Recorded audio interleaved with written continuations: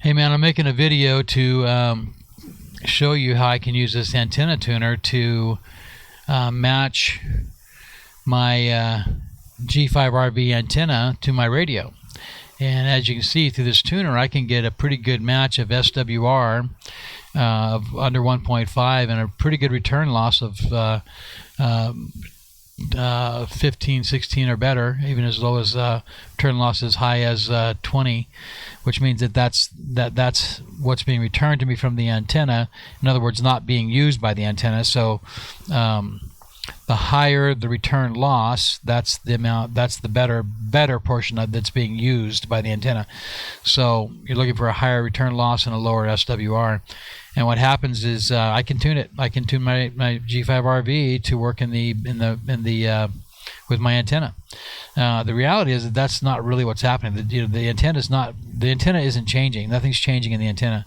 It's just that the radio is being tricked into thinking by the tuner that the antenna is a great match, and so it works more efficiently with it. Apparently, it appears to work more efficiently with it because of the tuner.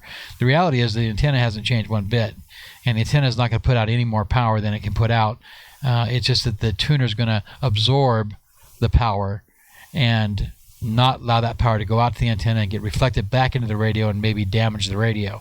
That's why the tuner's there. It's really there to protect the radio from the lack of matching that we have in our antennas.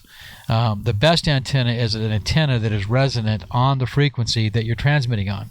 Next best is an antenna that is resonant or close to resonance on the frequencies or the bands that you want to operate on. So say like 14.225 to 14.350. That's the voice portion of the 20 meter band for a general class license. If you can cut a wire that is resonant across that length, that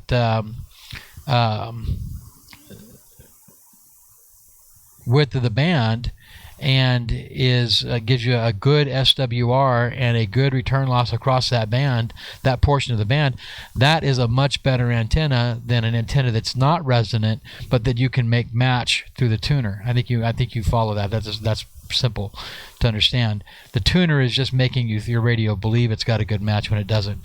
What you really want is a good match. But if you want to have an antenna that's a multi-band antenna, which is what I have, which is what you're going to have, what you have there at your house, then you're going to be using a tuner to match it so that your radio believes you've got a good match when you don't necessarily really have a good match. In fact, I think as I go through this video, I'm not going to go all the way through it, but what I ended up doing was taking the tuner out altogether and sweeping the entire HF band and finding that there was only one place on any of the ham radio bands that antenna is actually resonant and actually gets a good SWR and actually gives me a good return loss, and that is at 14.071.5, which is right near the 14.074, which is the FT8 digital frequency for 20 meters. And so that's why I do so well with digital on 20 meters, because the antenna is cut for that, is a wire that is cut for digital operations on 20 meters at 14.074 without a tuner.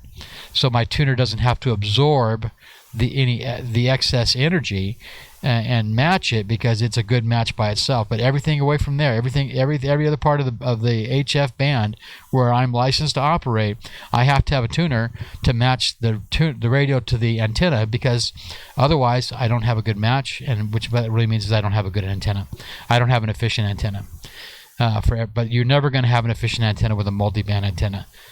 There's no such thing as a multi-band antenna that's resonant across all those frequencies. There never will be. It's physically impossible.